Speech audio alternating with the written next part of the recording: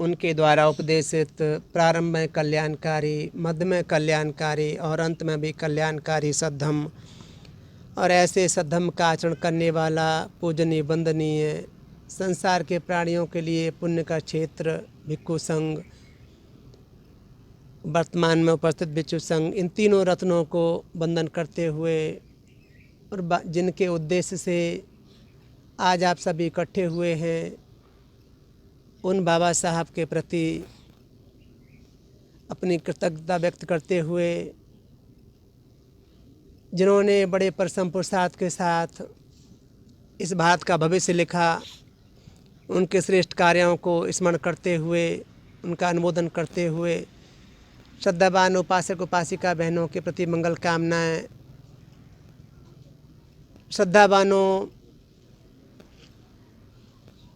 आप सभी बाबा साहब के बारे में ज़्यादातर लोग जानते ही हैं, उनके प्रति अपनी श्रद्धा भी रखते हैं, लेकिन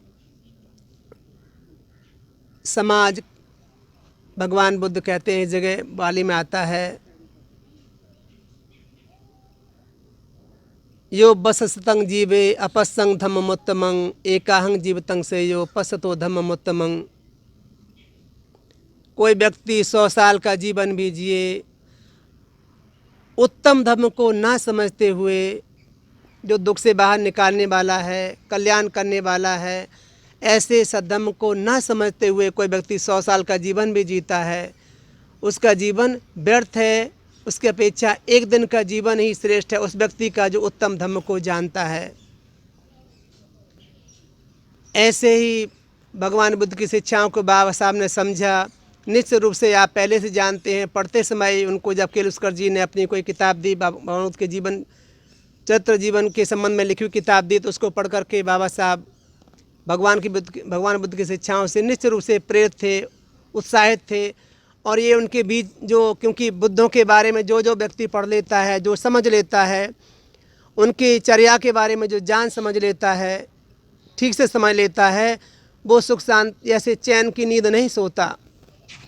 उसके मन में निश्चित रूप से भावना बनी रहती है कि समाज बड़ा दुखियारा है, ये समाज दुर्गति तब चला जाता है, जानने के न जानने के कारण ऐसे ऐसे कार्यों में लिप्त रहता है जो उसको नहीं करने चाहिए, अपने उत्थान के बारे में नहीं सोच समझ पाता। लेकिन समाज में कोई न कोई ऐसा व्यक्ति पैदा होता है, उत्पन्न होता है, जो समाज को दिशा देने का काम करता है।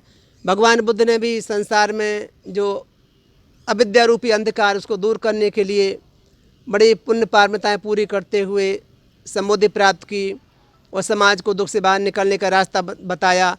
ऐसे ही बाबा साहब के चित्त में निश्चित रूप से बात आती ही रही कि समाज बड़ा दुखियारा है, इसको भी सदमार्ग पर चलाने के लिए, इसका हित कल्याण करने के लिए किसी न किसी को आगे आना ही पड़ेगा। और निश्चित रूप से आप ये बोधसत्वों का अपना ध्येय होता है, उनकी अपनी पारमी होती है, उनका अपना चित्त होता है कि वो ऐसा चित्त बनाते हैं कि समाज में सभी लोग ऐसे पैदा नहीं हो सकते जो उनका हित कल्याण कर सकें। कोई न कोई अगुवाई करने वाला होता है, उसके पीछे पीछे चलने वाला समाज होता है। तो निश्चित रूप से ये समाज दुर्गति की तरफ गया, दुख की तरफ गया, परेशानी में उलझा पड़ा रहा।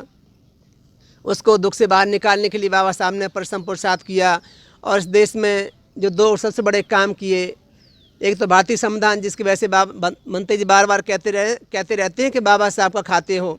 अभी पूजा करते समय भी कह रहे थे बाबा साहब खाते हो, लेकिन कितने लोग समझते हैं कि हम बाबा साहब का खाते हैं। बार बार इसलिए कहते हैं कि आपका शायद होश जग जाए कि बाबा साहब का खाते हो।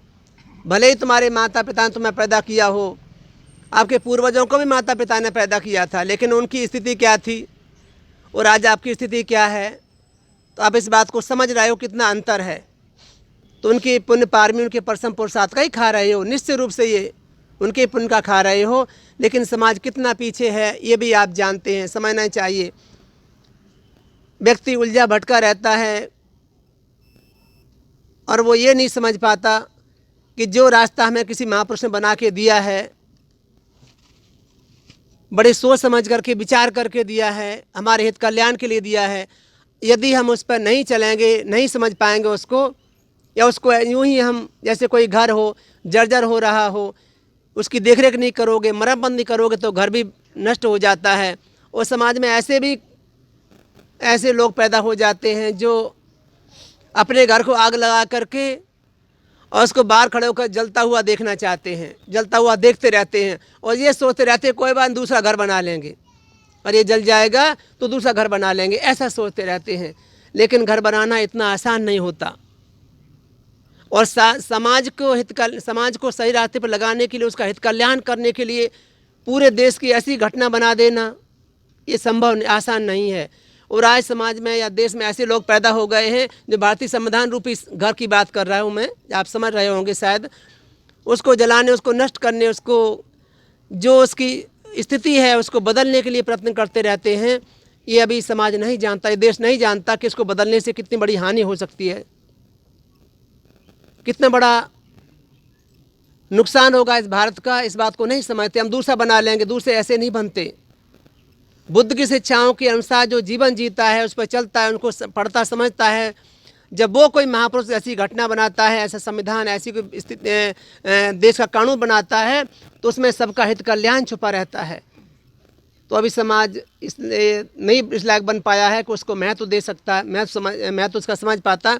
लेकिन आपको इस बात की चिंता होनी चाहिए, आपको चिंतन विचार करना चाहिए कि इस देश की सुरक्षा के लिए, समाज की सुरक्षा के लिए, भारतीय संविधान की सुरक्षा के लिए या सद्धर्म की सुरक्षा के लिए आप किस तरह से सुखी रह सकते हैं, इसका चिंतन करें और परिश्रम पुरुषार्थ करते हुए, मेहनत करते हुए उसकी सुरक्षा करें। उसको बचाने में सबसे बड़ा सहयोग आपका होगा। तमाम तरह के कर्म कांडों से निकल करके आपको सद्मार्ग पर चलना होगा। बाबा साहब की बातों को समझते हो तो भगवान बुद्ध की शिक्षाओं को आपको अपनाना ही पड़ेगा। तभी उत्तम धम्म बाबा साहब ने आपको दिया है, इसका आचरण नहीं करोगे, इसको नहीं अपनाओगे, इस पर नहीं चलोगे तो धीरे धीरे करके, क्योंकि तुम्हारे मन में जो समाज में जो बुराइयां देखने को मिलती है, जो अंधविश्वास देखने को मिलता है, या तमाम तरह के भय उत्पन्न हो जाते हैं, समाज में भय उत्पन्न किए जाते हैं, उन पर चलते हुए कोई व्यक्ति सुख शांति का जीवन नहीं जी पाता और भय में आकर के उनके पीछे लग जाता है, जहाँ जाकर के समाज का पतन होता है, व्यक्ति का पतन होता है। तो यदि आप चाहते हैं कि हमारा उत्थान हो, समाज का उत्थान हो, समाज तरक्की करे, तो बाबा साहब के विचारों पर आप चलें। आज भी बहुत सारे उपासक उपासिकाएँ बैठे हैं, जब चर्चा करेंगे, अनेक संस्थाओं के लोग हैं, पंजाब सोसाइटी के लोग भी हैं, ये भी कुछ ना कुछ करेंगे।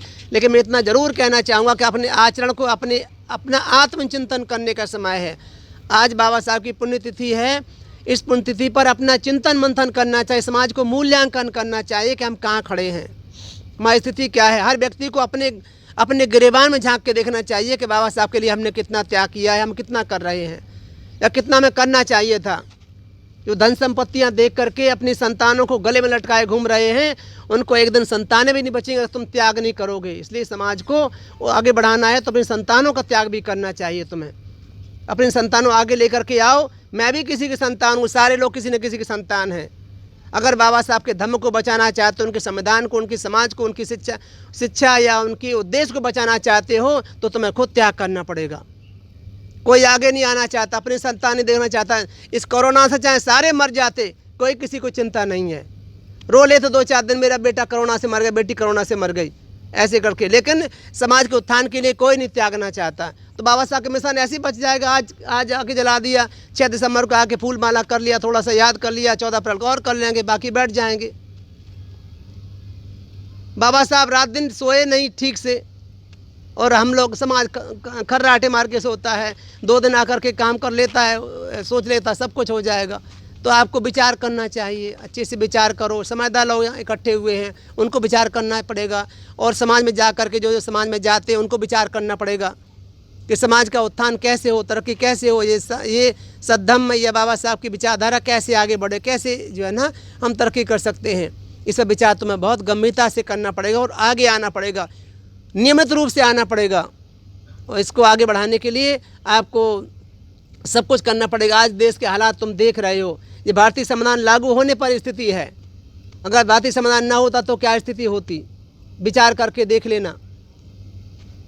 तो इस तरह विचार करेंगे तो समाज आगे त्याग करने के लिए प्रेरित होगा, आगे आएगा, तो ही ये स्थिति आपकी बच पाएगी। नहीं धीरे धीरे करके देखना स्थिति कैसे बदलती है और कहाँ तुम्हारी हालत क्या हो जाएगी, आप सोच भी नहीं सकते। किसी भारतीय संविधान को, बाबा साहब विचारधारा को बचाना चाहते हो, सद्धर्म को आगे जीवित रखना चाहते हो, तो आपको त्याग करना पड़ेगा। सद्मार्ग पर चलते हुए, सदाचारी बनते हुए आपको गंभीरता से विचार करना पड़ेगा कि हम कैसे आगे बढ़ें या समाज कैसे तरक्की करें। अगर ऐसा करेंगे तो निश्चित रूप से समाज उत्थान करेगा। और ये मंगल कामना है, उम्मीद है कि समाज में जल्दी से जल्दी बदलाव करने के लिए लोग कुछ ना कुछ आगे आएंगे, तरक्की के लिए तब जाएंगे। और जो लोग उपासक में विचार देना चाहेंगे, विचार करेंगे। पूज्य भंते जी, थोड़े से पूज्य भंते जी से हम निवेदन करेंगे। मैं वैसे भंते ने बोल दिया, 2 मिनट बोल दो, लेकिन धम्मदेशना या बाबा साहब के विचार भंते जी आपको देंगे। गंभीरता से सुनना है। कभी कभी डांटने वाली भाषा भी समझ में आए तो पिता अपने पुत्र को डांटता है, इसलिए डांटता कि उसका भला चाहता है। माँ अपने बच्चे को थप्पड़ मारती है, इसलिए मारती है कि वो भला चाहती है। तो कभी कभी किसी को बुरा लग जाता, बनते मुझे डांट देते हैं, है ना, लेकिन आपके हित के लिए उनको जो दिखता है वो बोलते हैं। इसलिए आप विचार गंभीरता से करो। बनते धम्मदेशना सुन करके गंभीरता विचार करना निश्चित रूप से आपके हित कल्याण के लिए होगा। हमारी ओर से मंगल कामना है। बुद्धम संकेत से आप सभी सुखी रहें। बाबा साहब की शिक्षा को बरकरार रखने की आप में हिम्मत आए, आप में सोच पैदा हो और आप उसमें